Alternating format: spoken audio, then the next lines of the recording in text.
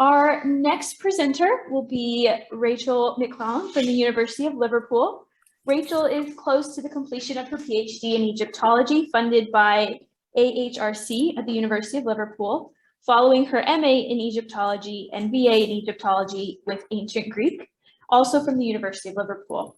Her research is focuses on linguistic changes over the history of the Egyptian language from Old Egyptian to Coptic, with her PhD thesis analyzing the changes between synthetic and analytic forms in the diachronic development of Egyptian verbal constructions. Welcome. Hi, so I'll just share my screen. Hopefully you can all see that okay. Looking perfect. Great. Okay, so just before I start my talk, I would just like to say thank you to everyone involved in the organisation of this conference. I think we can all agree they've done a really great job with it. So my talk today is on cyclical change in the development of Egyptian verbal constructions.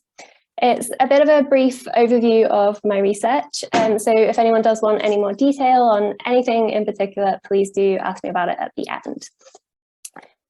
So first I'll start with a bit of an overview of the Egyptian language and just why it's such a good language for studying linguistic change.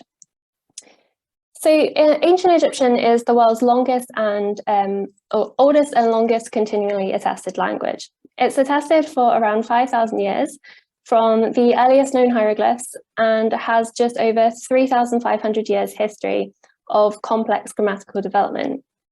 So from when full sentences started being written, rather than things just like nouns on their own, through to when the use of the language died out and there were no new texts being created, although existing texts did continue to be copied. And Egyptologists have separated this time into 5 stages, which are Old Egyptian, Middle Egyptian, Late Egyptian, Demotic and Coptic. And throughout this time, both between language stages, but also within each language stage, each verbal construction, which has been the focus of my research, experienced numerous changes.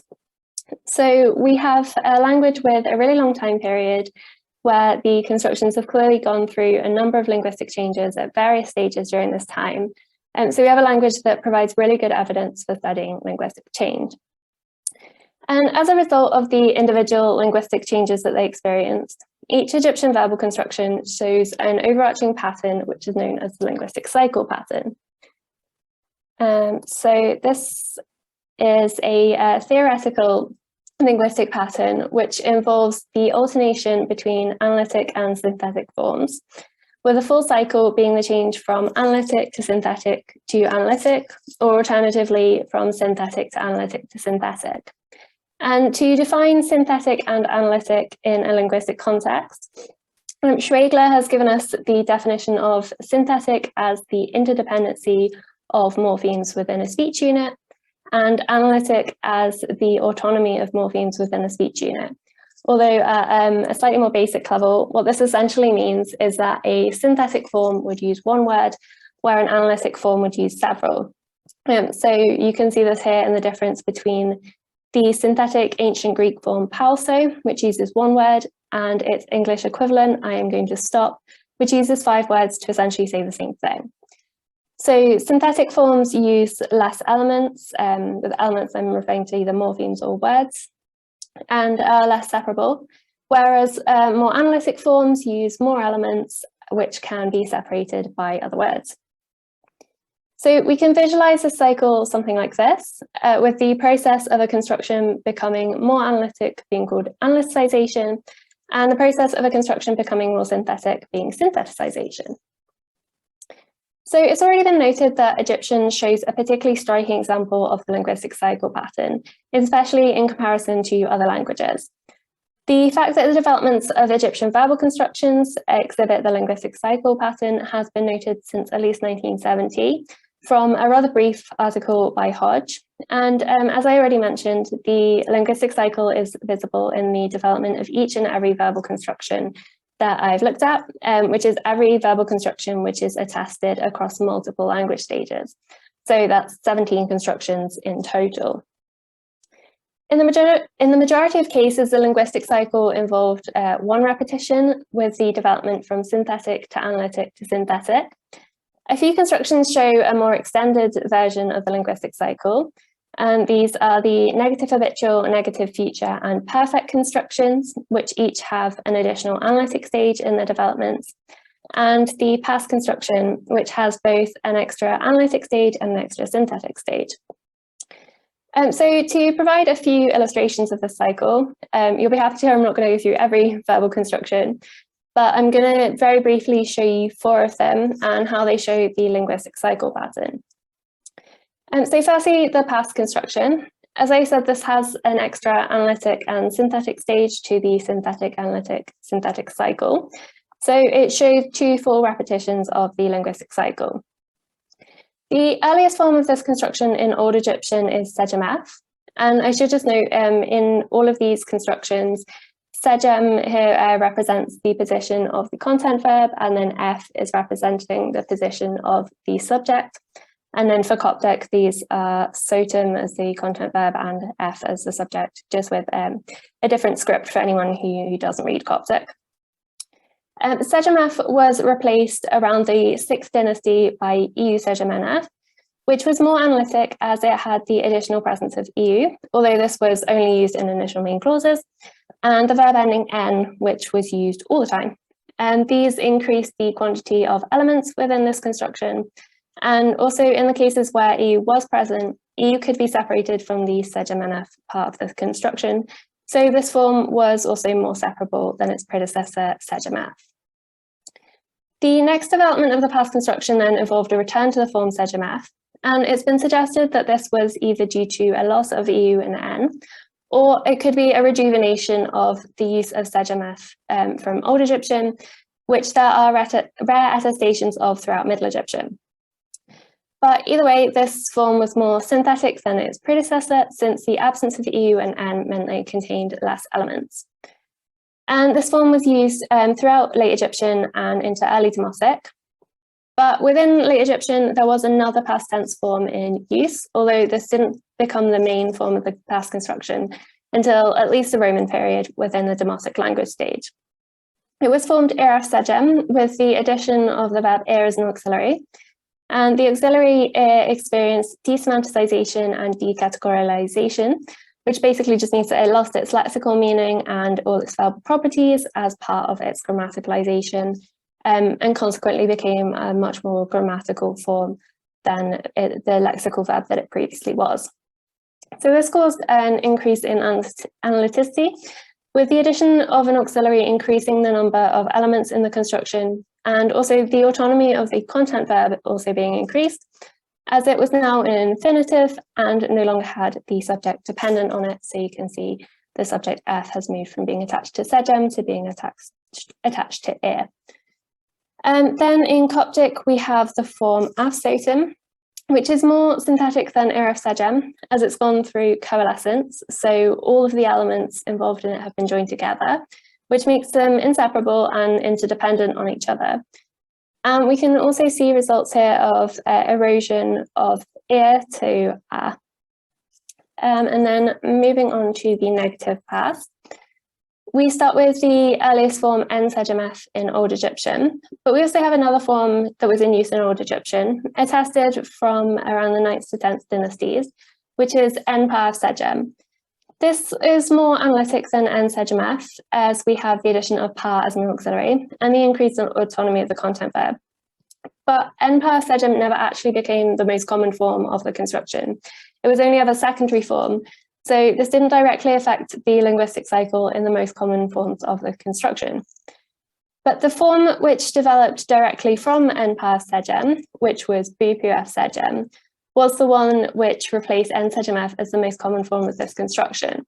Bupuf Sejam was more analytic than N Sejam F, as it contained a greater number of elements, so this replacement was part of analyticization.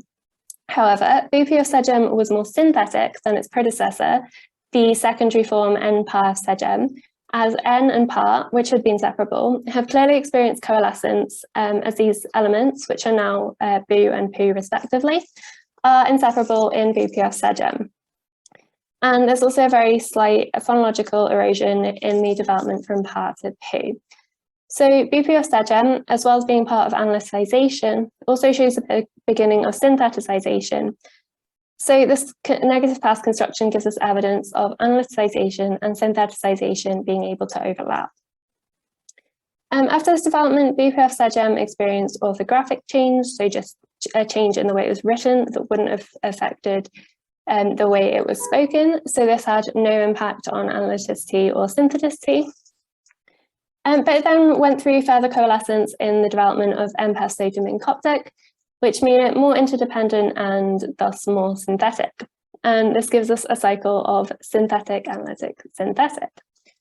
The cycle of synthetic, analytic, synthetic can theoretically be achieved with just 3 forms. And in practice, this can be seen in a couple of Egyptian verbal constructions, such as the Causative Infinitive, which we have here. From Old to Late Egyptian, this was formed with the infinitive of the verb ready, which is either readied or deet, followed by a future segem f. And then in Demotic, probably around late Demotic, we see the form diachronic.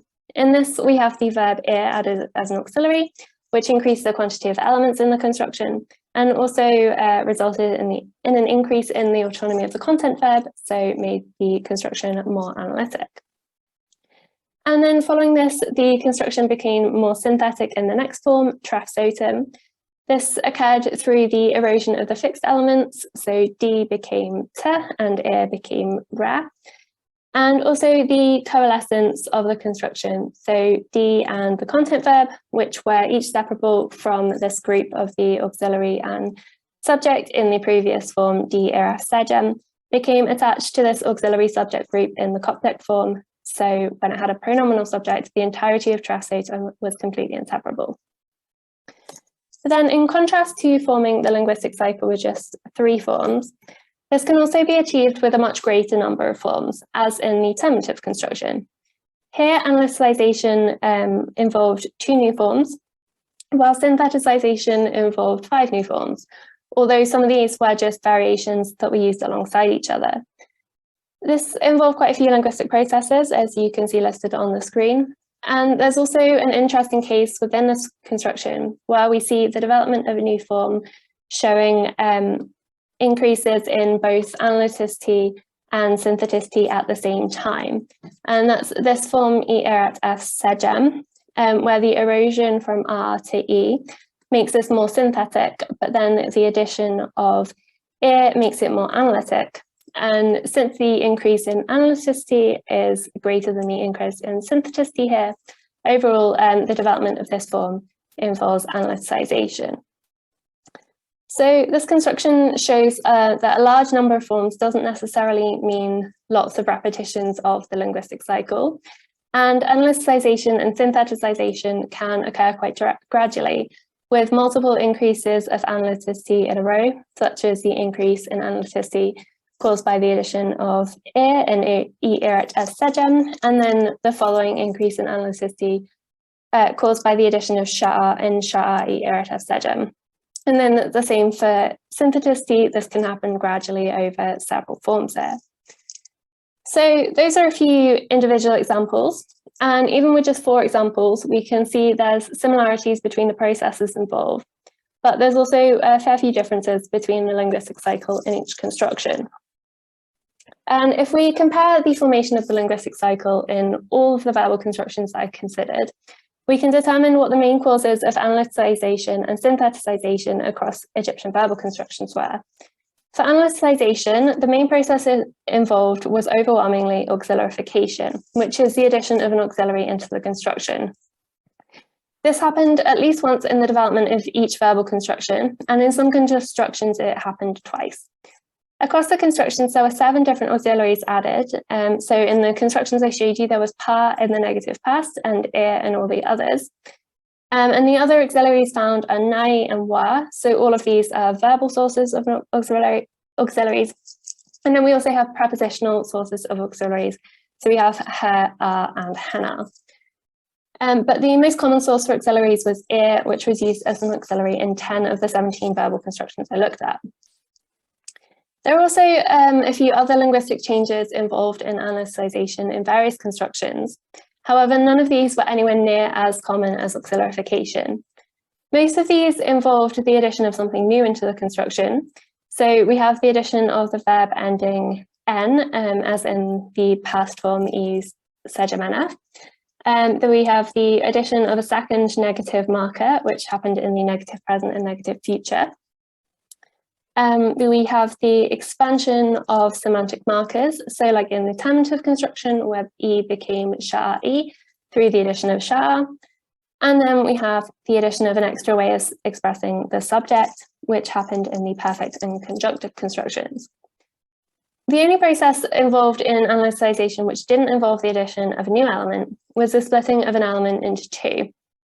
This occurred in the conjunctive construction, where the expression of the subject through the independent pronoun was then split into the conjunctive marker M2 and the expression of a subject through a suffix pronoun. But this is the only case of something being split in Egyptian verbal constructions, and it didn't happen again in the conjunctive, and it didn't happen in any other construction.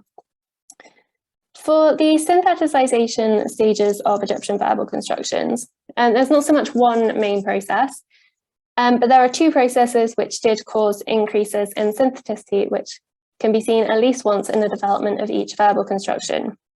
And these are erosion, which is where the phonological form of a construction is reduced. So like in the past construction where ear was reduced to a, you can kind of hear that a is shorter than ear.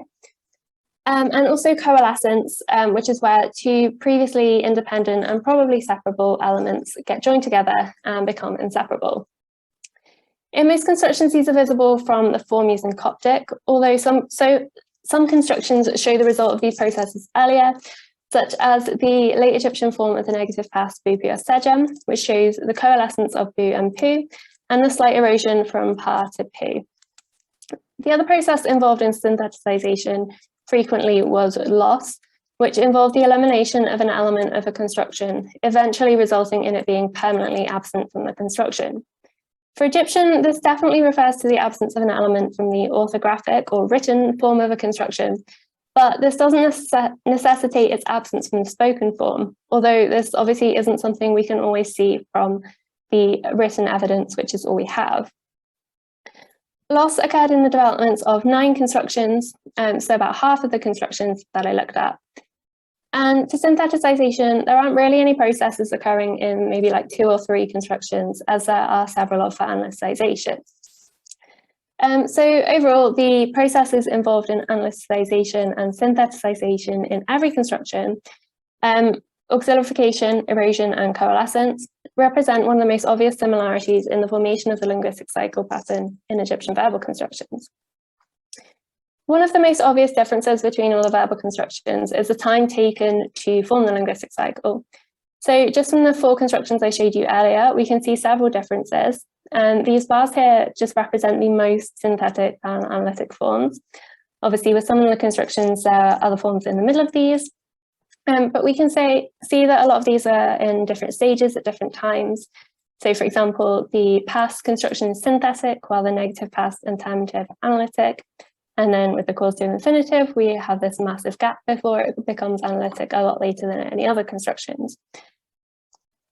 So what we can see from these is that the linguistic cycle wasn't a language-wide phenomenon in the sense that one day suddenly every construction had become analytic and a few years later they all became synthetic again, but that every construction created the linguistic cycle pattern at its own pace. And then for each construction, we can also look at whether analyticization or syntheticization takes longer. Bit of a spoiler on the screen there is absolutely no trend with this. But I did find in 4 constructions, analyticization and syntheticization took about the same amount of time. In 5 constructions, analyticization took longer, and in 7, syntheticization took longer. And then in the past construction, which experienced analyticization and syntheticization twice, the longest analyticization syntheticization stages took about the same length of time. But if the first analyticization and first syntheticization are considered together as the first iteration of the linguistic cycle pattern, and then the same for the second iteration of the linguistic cycle, In the first iteration, syntheticization was longest, while in the second iteration, it was analyticization, which took longer. Also, some constructions show longer discrepancies between the length of time for analyticization and syntheticization than others. So the longest of these are the conjunctive, where syntheticization lasted about 1700 years longer than analyticization. And then in the negative habitual, where analyticization lasted 2,150 years longer than the first stage of syntheticization. And in other constructions for which analyticization and syntheticization took different lengths of time, the discrepancies between them range from about 250 years to 1,500 years. So what this shows is that there is absolutely no trend whatsoever as to whether analyticization or syntheticization took longer, and it was entirely dependent on the construction. So just to conclude, generally speaking, within the formation of the linguistic cycle, which can be seen in the developments of all Egyptian verbal constructions, the analyticization of a construction involved processes which resulted in the additional presence of one or more elements within a construction, most often an auxiliary. And syntheticization involved processes which reduced the length, quantity, or independence of existing elements within the construction. There were three processes which were involved in the formation of the linguistic cycle in every construction, which were auxilarification, erosion, and coalescence. However, these processes and the formation of the linguistic cycle in general happened at different times for each different verbal construction, and there were also no trends for whether analyticization or syntheticization took longer. There are also a series of other differences between constructions. For example, in the four constructions I talked about earlier, the negative past shows an overlap between analyticization and syntheticization. The terminative shows increases in both analyticity and syntheticity in the same form, but the other two constructions don't really show any kind of overlap between analyticization and syntheticization. There's also differences between the number of forms involved in their developments and in forming the linguistic cycle. So the causative infinitive only had three different forms, which is essentially the minimum number needed to form the linguistic cycle. But the terminative has 8 different forms in its history, but still forms the same cycle as the causative infinitive. And then there are constructions like the past, which show more than one repetition of the linguistic cycle. But probably the most important thing that this shows for any future research is that it is definitely necessary to examine the development of constructions individually, rather than to continue to categorize the whole language by describing whole language stages as either analytic or synthetic, as has been done in a lot of previous studies. So thank you, and I'll now happily answer any questions, or if you want to contact me directly, these are my details.